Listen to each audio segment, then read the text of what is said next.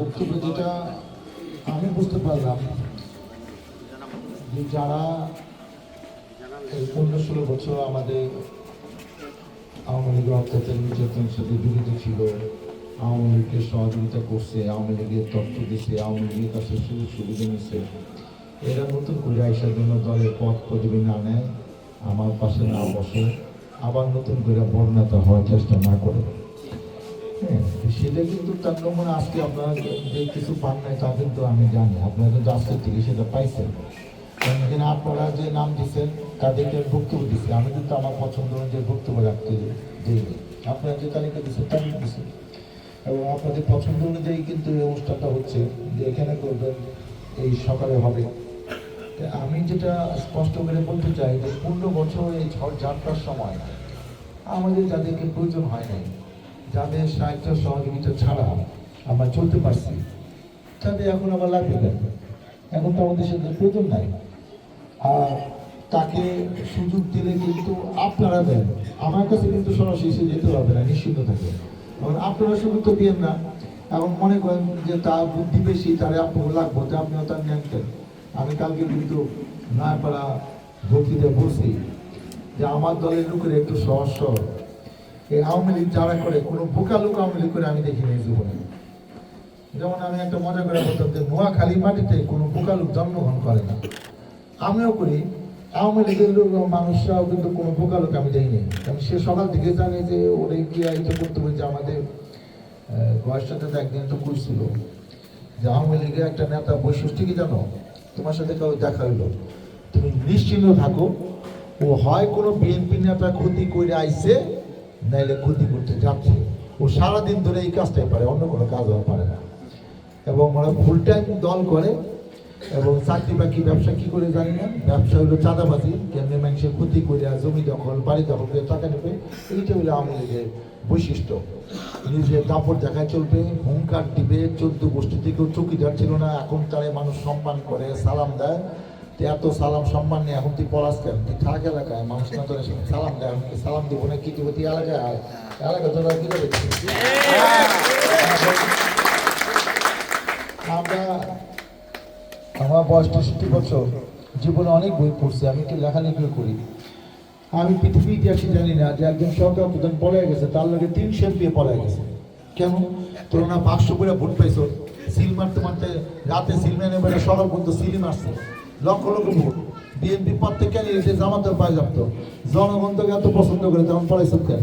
জনগণের সামনে তোকে মারতে চায়, ধরতে চায়, যে পুলিশ ধরে জনগণকে যে ভাই আমি তো নিরাপরাধ, আমি কোনো অন্যায় করি নাই। যে যেরকম করে তার প্রতিফলন সেরকম হয়। আপনার দেশে জনগণ ভোট দিয়ে আমরা মনে করতাম যে জনগণ ভোটের মাধ্যমে সরকার পরিবর্তন ঘটে। এই 3-4টা নির্বাচনে কিন্তু সেটা হলো না। শেখ হাসিনা এসে এমন একটা সিস্টেম বানাইলো, আমি ক্ষমতায় থাকবো, এখানে বিএনপি টিএনপি আমি চিনি না। তো ঠিক আছে, আমরা পাড়ায় থেকে নামাজ পড়তাম, আল্লাহর কাছে কান্নাকাটি করতাম যে আল্লাহ এই জালিম সরকার কবে নিবা? এই সরকার আইসা তো এই দেশে মানুষ তো থাকতে পারতেছে না, এখানে মানুষ পড়াশোনা করতে পারতেছে না, কেউ চাকরি করতে পারতেছে না, ব্যবসা করতে পারতেছে না। এটা কোন দেশে? এই দেশে স্বাধীনতা যুদ্ধ 71 সালে হয়েছিল, পাকিস্তানি আমাদের অত্যাচার করতো, বৈষম্য করতো। এই দেশে ইনকাম নিয়ে পশ্চিম পাকিস্তানে নিয়ে তারা সুযোগ সুবিধা নিত, তারা ফুর্তি করতো আমাদের টাকা দেয়া। সেই জন্য মনে করলাম যে ওরা আমাদের আসলে জাত ভাই না, এদের থেকে আলাদা হইতে হবে। তাদের থেকে আলাদা হইয়া এই নতুন কোন শত্রু আমরা তৈরি করলাম, তারা কয় যেন আওয়ামী লীগই সব, বিএনপি নামে কোনো দল, কোনো ব্যক্তি যারা সমর্থন করে তারা এই দেশে থাকতে পারবে না। এর জন্য 30 লক্ষ শহীদ ছিল, 2 লক্ষ মা বোনের ইজ্জত গেল এই স্বাধীনতার জন্য। দেখেন আমরা আন্দোলন সংগ্রাম করে যেটা না করতে পেরেছি, এই ছাত্ররা, তরুণ ছাত্ররা আন্দোলন সংগ্রাম করে আমাদের দেখাই দিল কিভাবে একটি জালিম সরকারকে বিদায় করতে হয়। তাদের পরিবারের প্রতি কৃতজ্ঞতা, তাদের আত্মা মাগফিরাত কামনা করছি। আজকে তাদের সুবাদে আমরা দাঁড়িয়ে এখানে দুটি কথা বলতে পারতেছি। আপনি এখানে আসছেন, আমি শিও আওয়ামী লীগের সঙ্গে এই সমাবেশ আমি করতে পারতাম, পুলিশের দাঁড়ায় থাকতো, কাউরে ধরে নিত, পারলে আমাদের ধরে নিত। এইটাই ছিল আওয়ামী লীগের বৈশিষ্ট্য। কিন্তু এগুলা করে কিন্তু শেষ রক্ষা হয় না। তার ছাত্রলীগ, যুবলীগ, স্বেচ্ছাসেবক লীগ এবং আরও পুলিশ, র্যাব, বিজেপি, কেউ কিন্তু আওয়ামী লীগকে রক্ষা করতে পারে। তার সাজানো গোছানো বাগান মনে হচ্ছে যে মোগল সাম্রাজ্য যেরকম থাকে, সে যতদিন জীবিত থাকবে সেই রাজা থাকবে, সে মারা গেলে তার সন্তান হবে রাজা, বাদশাহ। সেরকম একটা সিস্টেম সে কায়েম করছে। ভোট হয়, সেই ভোটে মানুষ ভোট দিতে পারে না। আওয়ামী লীগে যাদের মানুষ দেখতে পারে না, জানে না, চিনে না, তাদের কি করছে? এক সময় ছিল ইউনিয়ন পরিষদের মেম্বার চেয়ারম্যান কারা হয়তো জানেন, যাদের পরিবারে মাতবরি করছে, তার বাবা একটা সুনাম ছিল, সে অত দল করে না।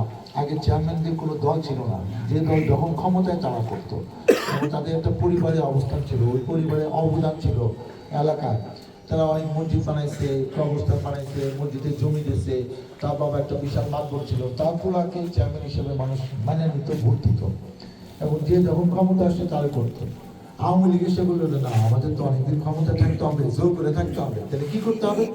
চেয়ারম্যানই মার্কা দিতে হবে, নৌকা মার্কা, যাতে পুলিশ টুলিশ নিজেরা সিলবেরা নৌকা ভরে পালায়। আগে তো নৌকা মার্কা ছিল না, শুধু জাতীয় নির্বাচনে, সংসদ নির্বাচনে ধানের শীষ নৌকা থাকতো, স্থানীয় নির্বাচনে মার্কা থাকতো না। এবং দেখেন আওয়ামী লীগের যারা বড় বড় নেতা, যারা ইউনিয়নের সভাপতি, সেক্রেটারি, ওয়ার্ডের সভাপতি, সেক্রেটারি, এরা কিন্তু চেয়ারম্যান আছে। আজকে যদি একটা নিরপেক্ষ লোক ভোটের মাধ্যমে যোগ্যতা ভিত্তিতে চেয়ারম্যান হইতো এবং সত্যিকারে ভোটের মধ্যে চেয়ারম্যান হইতো, তাহলে কিন্তু এত অপকর্ম হইতো না। আমরা ইলেকশন করে কিন্তু ভয় পাই যে আবার 5 বছর ধরে ইলেকশন হবে, জনগণের কাজ যদি না করি, এই রাস্তাঘাট যদি না বানাই, তাহলে জনগণ 5 বছর পরে ভোট দেবে। আমার একটা ভয় আছে, জনগণের একটা দায়িত্ব আছে, আমরা জনগণের কাছে আবার ইলেকশনে আসতে হবে। সেজন্য একজন সত্যিকারের জনপ্রতিনিধি যা ইচ্ছে তাই করতে পারে না, ওই ভোটের ভয়টা পায়। মানুষের একটা সম্মান, আমার বাবাকে অনেক চিনে, আমি যা ইচ্ছে তাই করতে পারি না। এখন যাবো বাবার উপর 14 গোষ্ঠী কাউকে চিনে না, যে কোনদিন ভোটে সত্যিকারে হবে না, সে তো জানে যে আপা গেলে আমরাও যাবো না, আপা আমগো পাশায় রাখছে, জনগণ পাশায় রাখে নাই, কেউ তো আকাম করবোই, ও টাকা পয়সা কামাইছে, তো জনগণের চিন্তাটা করে দরকার ছিল না। সে আপার চিন্তা করছে যে এই আপা আমার সিল দিয়া বানাইছে, সে আপার লেগে আমার জীবন দিতে হবে, জনগণের লেগে আমার দিতে হবে না। সেজন্য সে ভালো কাজ করে না, সবাই খারাপ কোর্স করছে, জমি দখল, বাড়ি দখল, টাকা। আপনি দেখেন আমাদের অনেক দৃষ্টান্ত আছে, যে নামাজ ঠিক মতো পড়ে না, নামাজ জানে কিনা সন্দেহ, এরকম অনেক ব্যক্তি মসজিদ কমিটি সভাপতি হয়েছে, যে 2 কলম দেখতে পারে না, সে এই মাদ্রাসা, স্কুল কলেজের সভাপতি হয়েছে। এবং সভাপতি কি কাজটা করছে? এই টাকাগুলো ধ্বংস করছে। এখন আল্লাহ মসজিদ সেইটার টাকা যে খেয়ে ফেলাইছে, নিজে নিয়া ফুর্তি করছে, জমি কিনছে, তার বিচার কিন্তু এখনো শুরু হয় না। অপেক্ষা করুন, এই হাজার হাজার আওয়ামী লীগের নেতা যারা মসজিদের টাকা চুরি করছে, তাদের পতন, তাদের শাস্তি, কিছু কিছু আছে, আমাদের বয়স তো কম হয় নাই, কিছু আছে আল্লাহ শাস্তি দেয়, কিছু আছে ন্যাচারাল ডিজাস্টার, প্রকৃতির সাজা দেয়। প্রকৃতির সাজা খুবই নিয়মাও, গিয়ে দেখেন সে ঘুমাইতে পারতেছে না, কারণ সে তো একটা পিঠ দাপটে ছিল, সে যে অশান্তি আছে আপনি বুঝেন না। এখন তো অশান্তি চেহারা দেখবেন কেমন মন মনে হয়, কথা বলতে পারে না, ফোনে ফোনে কথা কয়, কয়দিন পরে ফোনও বন্ধ হয়ে যাবো, সে কথা কওয়ার সময় পাবো না, ঢাকায় পলে আছে, ভাল লাগবো না। লক্ষ লক্ষ টাকা দিয়ে আসে ব্যাংককে, ইন্ডিয়াতে চিকিৎসা করছে, কয়েকদিন পর ব্যাংকক ইন্ডিয়ার চিকিৎসা করার টাকাও পাবো না, আর 6 মাস পরে। এই মাঝখানে তাদের অনেকে জেল হয়ে যাবে 10 বছর, 20 বছর, 30 বছর। আর এখন একটা আশায় আছে, আপা কইছে সামনের মাসে আবার আওয়ামী লীগ ক্ষমতায় আসবো। আমি তাদেরকে সান্ত্বনা দিই, এরকম স্বপ্ন আমরা 16 বছর দেখছিলাম, কোনো স্বপ্ন পূরণ হয় নাই। আল্লাহ সবার স্বপ্ন পূরণ করে না। তোমাদের এই স্বপ্ন, তোমার আপা কবে দেশে আসবে, এটা আমরা হয়তো দেখে যেতে পারবো না, এই নতুন প্রজন্মের ছেলেরা দেখে যেতে পারে যে শেখ হাসিনা আবার এসব প্রধানমন্ত্রী গদিতে বসছে, এটা এরা দেখতে পারে জীবন দশায়, আমরা জীবন দশায় হয়তো দেখে যেতে পারবো না। আওয়ামী লীগ কবে আসবে সেটাও জানি না, কিন্তু সহসা আওয়ামী লীগ ক্ষমতা আসবে এটা আমি যাত্রা ছাড়াও চিন্তা করি না। আর যখন একটা রাজনৈতিক দল জনগণের বলে যদি বিএনপি ক্ষমতা আসে, তখন দেখবেন আওয়ামী লীগের চিন্তাটা হবে যে আপাতত 5 বছর, তার চিন্তা নাই, তাহলে 5 বছর একটু ইন্ডিয়া থাকি, অমুক জায়গায় থাকি, ঢাকায় থাকি, তখন আর তারা দেশে থাকার চিন্তা বাদ দিব, এলাকায় আসার চিন্তা বাদ দিব। কিন্তু আপনারা সতর্ক থাকেন, আপনাকে হাতে পায়ে ধরিয়া টাকা পয়সা দিয়ে বিএনপি নেতাকে বুদ্ধি দিয়ে যায়, তোর নিয়ে একটা ব্যবসা করি, তোর তো টাকা নাই, আমার টাকা আছে, বুদ্ধি আছে, আমার লেগে ব্যবসা কর, এটা করেন না। এটা করলে দলের ক্ষতি হবে, আমার ক্ষতি হবে, আপনারও ক্ষতি হবে। আপনি যদি কিছু হইতে চান ভবিষ্যতে, তো মানুষ তো দেখবো যে আপনি এই খারাপ মানুষদের নিয়ে চলছেন, তা আপনারা ভোট দেবে কেন? সেই সিস্টেম কিন্তু বাংলাদেশে আর কোনোদিন হবে না। রাতে সিল মেরে বাক্স করে থুয়ে দিচ্ছেন, এইটা বাংলাদেশে আপাতত 10-15 বছরে হবে না। আবার আওয়ামী লীগের হইব, এখন আর হবে না। এই আওয়ামী লীগে আসলে এই বিপদ দেওয়া তো শেষ না, এটা আপনারা সবাই জানেন, পত্রপত্রিকায় টেলিভিশনে দেখছেন। আজকে ধরেন যে ছাত্রগুলা মাইরা শেখ হাসিনা আবারও ক্ষমতায় থাকতে চাইছিল, এই ছাত্ররা বেঁচে থাকলে এরা ভালো স্টুডেন্ট, ভালো ভালো প্রতিষ্ঠানে পড়ে, এরা আমার মতো ডাক্তার হইতো, ইঞ্জিনিয়ার হইতো, কেউ সচিব হইতো, ডিসিএসপি হইতো, এবং এরা শিক্ষক হইতো, এরা ভালো ব্যবসায়ী হইতো। এদেরকে আপনি মেনে ফেললেন। 1500 ছাত্র মারা গেছে, যারা স্কুল লেভেলে, কলেজ লেভেলে, ইউনিভার্সিটি লেভেলে। 15,000 ছাত্র জনতা শ্রমিক পঙ্গু হয়েছে। কারো 1 চোখ গেছে, কারো 2 চোখ গেছে, কারো 1 হাত গেছে, কারো 2 হাত গেছে, কারো 1 পা গেছে, 2 পা গেছে। পঙ্গু হয়ে বাঁচছে। পঙ্গু হয়ে বাঁচা কিন্তু আরো অনেক কষ্ট। এদের জন্য সরকার কি করবে আমরা জানি না, কিন্তু আমাদের দায়িত্ব আছে। এবং যারা মারা গেছে সাভারে, শুধু 5 তারিখে সাভার উপজেলায় 60-70 জন, আমার কাছে 43 জনের তালিকা আছে, নাম ঠিকানা একদম, বাপের নাম, মার নাম, যারা ম্যারিড তাদের ওয়াইফের নাম সহ, কোন এলাকায় থাকে, মোবাইল নাম্বার সহ। আমার কিন্তু আমি জানি 60-70 জন মারা গেছে। শেখ হাসিনা অলরেডি পালিয়ে চলে গেছে। তারপরে বিকাল থেকে রাতের মধ্যে এই বাইপেলে থানা আক্রমণ করতে গিয়া সাভারে থানা আক্রমণে 60-70 জন মারা গেছে। তারা পালিয়ে চলে গেছে। তারপরে ঘটনা, এটা বাংলাদেশে কোনো উপজেলায় ঘটনা ঘটে না। তো তাদের জন্য আমরা বিভিন্ন প্রতিষ্ঠানের ভবনের নাম, আমরা লাইব্রেরির নাম, আমরা রাস্তার নাম, বোর্ডের নাম, এগুলো কিন্তু অলরেডি যাওয়া শুরু হয়েছে। এই 1 বছরের মধ্যে সব কমপ্লিট না হলেও আবার বিএনপি যখন আসছে সেটা দেওয়া বন্ধ হবে। আমরা এই কারণে এই কাজগুলো করতে চাই, যাতে এই পরিবারগুলোর পাশে আমরা যদি না থাকি, তাদের যদি আমরা সম্মানিত না করি। 30 তারিখ থেকে সাভারের সবচেয়ে বড় একটা ফুটবল টুর্নামেন্ট হচ্ছে 8 টিমে, ওই যে সাভার মিনি স্টেডিয়ামে, নদীর পাড়ে, এই ভাগলপুরে পুরা স্টেডিয়াম ভরে শত শত ছবি, শুধু যারা মারা গেছে তাদের। আপনারা না গেলে বুঝবেন না। 6-7 তারিখ বিকাল 3টায় সেখানে সেমিফাইনাল, 13 তারিখে ফাইনাল খেলা। এই সাভারের ইতিহাসে এত সুন্দরভাবে অ্যারেঞ্জমেন্ট করে কখনো ফুটবল টুর্নামেন্ট হয়। এবং সেই পরিবারকে ফোন করে দাওয়াত দেওয়া হয়েছে, তাদের জন্য আলাদা প্যান্ডেল, তাদেরকে খাবার দেওয়া হয়েছে, তাদেরকে অ্যালাউ দেওয়া হচ্ছে, আপনি কষ্ট করে আসবেন, আমরা আপনাদের খরচের ব্যবস্থা করছি, আপনারা আমাদের পাশে থাকেন, সামনে থাকেন, আপনাদেরকে সাথে নিয়ে আমরা সব কিছু করতে চাই করতে। এবং তাদেরকে মূল্যায়ন করলে হবে কি, তাদেরকে মূল্যায়ন করলে আগামীতে আরো কোনো জালিম সরকার আসলে জীবন দেওয়ার মানুষের অভাব হবে না। এই জীবনটা যেন বিতে না যায়। আমরা যেন আওয়ামী লীগের পথে যাতে সাউন্ডটা ওভারল্যাপিং না হয়, সেজন্য একটু আমি অল্প অল্প করে কথাগুলো শেষ করে দিয়েছি। সেই জন্য আমি যেটা আপনাদেরকে বলবো, এরা আমাদের সন্তানের মতো, এদের পাশে আমাদের থাকতে হবে। এরা জীবন দিচ্ছে, এই জীবনটা ফেরত থাকবে না। কিন্তু রাষ্ট্র এলাকা যেন তাদেরকে সম্মান করে, সেটা আমাদের সকলের দায়িত্ব। আর কবে নির্বাচন হবে জানি না। আপনাদের পাশে আমার বাবা 45 বছর চেয়ারম্যান ছিলেন। আপনারা জানেন যে 1943 থেকে 88 সাল পর্যন্ত জামানুদ্দিন সাহেব আশুলিয়া, পরবর্তী দুর্গাপুর কন্টিনিউয়াস চেয়ারম্যান ছিলেন। 1980 সালে উনি ধানের শীষ মার্কা নিয়ে আপনাদের ভোটে সংসদ সদস্য হয়েছে। এবং 73 সালে উনি সাভার আসলে মুরাজ্জনের বাবার বিরুদ্ধে, আমার জনসভার বিরুদ্ধে মুজাফফরনগরে ক্যান্ডিডেট হইয়া কুড়েগাঁও মার্কা নিয়ে নির্বাচন করছে। ওই সময় আওয়ামী লীগের বিরুদ্ধে নির্বাচন করা কিন্তু একটা বিশাল ব্যাপার ছিল। তারপরে আমি ক্যাডেট কলেজে পড়াশোনা করছি, মির্জাপুর ক্যাডেট কলেজে। 80 সালে ইন্টারমিডিয়েট পাস করছি। 81 সালে ময়মনসিংহ মেডিকেলে ভর্তি হয়। 87 সালে পাস করে আমি ইন্টারমিডিয়েট শেষ করে বিসিএস পাস করে 5 বছর চাকরি করছি। প্রথমে পোস্টিং ছিল কিশোরগঞ্জ ইটনাতে, পরে সাভারে 93তে এসা এই যে মাথায় পলিটিক্স ঢুকলে এলাকাবাসী পায় না, তোমার বাপ রাজনীতি করছে, তোমার করতে হবে। সরকারি নিয়ম হলো ফার্স্ট ক্লাস গেজেটেড অফিসার বিশেষ পরীক্ষা, এটা রাষ্ট্রপতি অনুমোদন লাগে চাকরিতে ঢুকতে, চাকরি ছাড়তে। সেই চাকরি ছাইরা 96 সাল আপনাদের ভোটে কিন্তু আমি এমপি হলাম। আবার 2001 সালে আপনাদের ভোটে দ্বিতীয়বার এমপি হলাম। 10 বছর এমপি ছিলাম। তারপর 111 সালে এই সরকারে পালিয়া মালয়েশিয়া ছিলাম 1 বছর। আবার এসে 2008 সালে নির্বাচন করলাম। আবার 14 সালে বিএনপি গেল না। 18 সালে নির্বাচন করলাম, 24 সালে গেল না। আমি 3বার জেল খাটছি। আমার নামে এখনো মাত্র 53টি মামলা, আরো 15-20টা মামলা এগুলো শেষ হয়ে গেছে, নিষ্পত্তি হয়েছে। এখনো যে এত অত্যাচার জুলুমের পরও আমার 10 দিন রিমান্ড কাটতে হয়েছে, এখনো যে বেঁচে আছে আল্লাহ ছেলে, আল্লাহ হায়াত দিছে দেখে বেঁচে আছে। অনেকে তো মারা গেছে, অনেকে আমাদের আত্মীয় স্বজন পরিবার পরিজন চলে গেছে। এখন আমরা চাই শেখ হাসিনা যা করছে তার বিচার প্রচলিত নিয়ম হোক। এখন আমার সবাই মিলে দেশটাকে সুন্দর করে গড়তে চাই। অনেক কিছু হয়েছে, আজকে এত বছর পরও আজকে গণতান্ত্রিক অধিকার নাই, সুষ্ঠুভাবে ভোট দেওয়া যায় না, আপনার ঠিক কথা বলতে পারে না। আওয়ামী লীগ এসে বলে এই মসজিদের সভাপতি ও হইব, স্কুলের সভাপতি হইব। এগুলা কিন্তু আমাদের সময় ছিল না। এলাকাবাসী যারা যেখানে বানাইছে আমরা ওইটা নিয়ে মাথা ঘামাই না। আওয়ামী লীগ এসে কিন্তু সারা বাংলাদেশটা মাথা ঘামাইছে। এত মাতবলি করলে হয় না। যারা জনগণকে কষ্ট দেয়, জনগণের স্বার্থের কথা ভাবে না, নিজেরটা পকেট বড়।